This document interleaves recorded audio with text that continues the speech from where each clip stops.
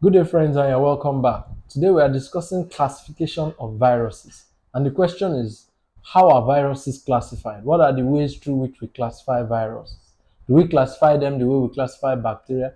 What are the criteria with which we use to classify viruses? Now, like we've been saying on our series on viruses, we know that viruses are acellular entities.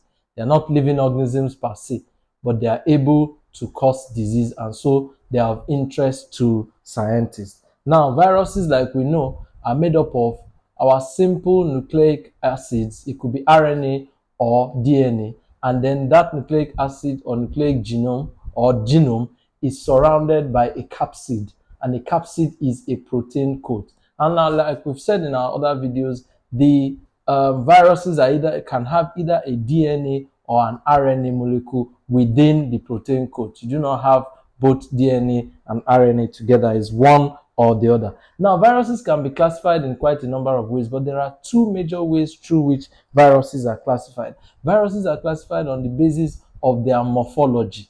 Morphology talks about shapes and sizes. So on the basis of morphology, viruses can be classified. Viruses can also be classified on the basis of the type of genetic material, the type of nucleic acid that is present within the virus. Now we'll look at classification of viruses on the basis of morphology, on the basis of shapes. Now on the basis of the shapes, we can classify viruses into two major classes, and the first class is viruses that have what we refer to as a helical symmetry, and the other one is viruses with what we call a icosahedral symmetry. Now, a helical symmetry, we remember what the helical structure looks like. That is this interwoven structure that DNA have. Now, some viruses have capsids, that is protein coats, that have this kind of helical symmetry. And in this helical symmetry, what you have is the proteomeres. Proteomeres now are subunits of proteins. These subunits of proteins are what come together to make this capsid coat.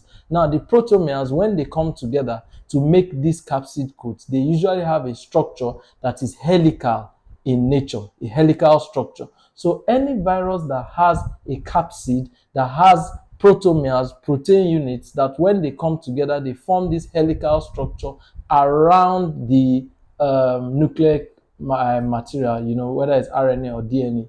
This kind of viruses are referred to as viruses that possess helical symmetry. There are quite a number of viruses in this group. You have viruses such as mumps virus, measles virus, and influenza virus. Mumps, measles, and influenza virus.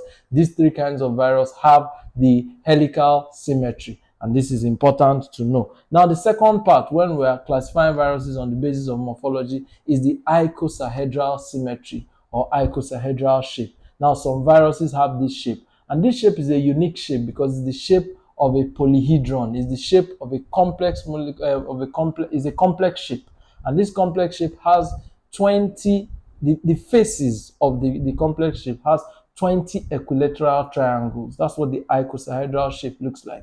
A shape that has 20 equilateral triangles as the faces and 12 vertices. Vertices are corners, so 12 corners.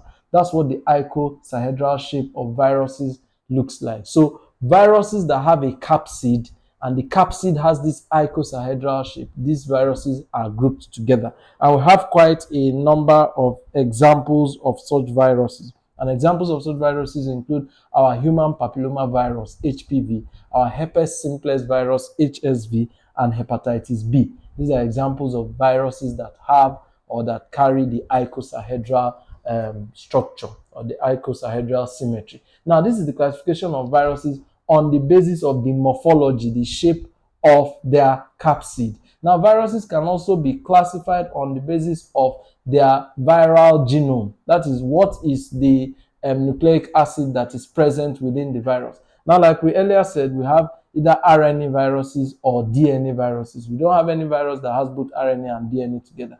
Now, it's also important to note that even as we have RNA viruses and DNA viruses, we have single-stranded RNA viruses and double-stranded RNA viruses. We also have single-stranded DNA viruses and double-stranded DNA viruses. This is important to know. The RNA viruses are very well known, and they take up about 70% of all the viruses that are known to man or that are presently known to man. Examples of the RNA viruses include our picorna virus, our Ebola virus, polio virus, HIV virus, SARS virus. All these viruses, our SARS-CoV-19 virus, all these viruses are examples of viruses that are RNA viruses, meaning that the genetic compound, the genome within the capsid, within the protein coat of the virus, is an RNA. Now, we also have examples of DNA viruses, which are about 30% of all the viruses that are known to men. We have DNA viruses, and examples of DNA viruses include our smallpox, our adenovirus,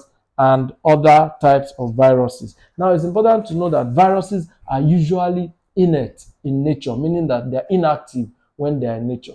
We refer to viruses as obligate intracellular parasites. Obligate intracellular parasites. And when you break down that word, obligate means that they just must stay within a living host, and they are intracellular. They need to stay within a living host for them to be able to function, and they are surely parasites. Many of the viruses, when you see them in nature, they usually even take up a crystalline nature. They are totally inactive, totally inert, except when they find their way into the living cells of other organisms, their host. Now, it's also important to know that the capsids, the protein codes for viruses, are usually coded for by their viral DNA or RNA. The DNA or RNA that is within the virus is the one that codes for the capsid and the protein code that surrounds the virus. These are some of the informations that we have on virus for our lecture this evening. We are going to continue further to discuss about cultivation of viruses in another video. Thank you for listening to this lecture. Please like our content, share our content, and have a wonderful day.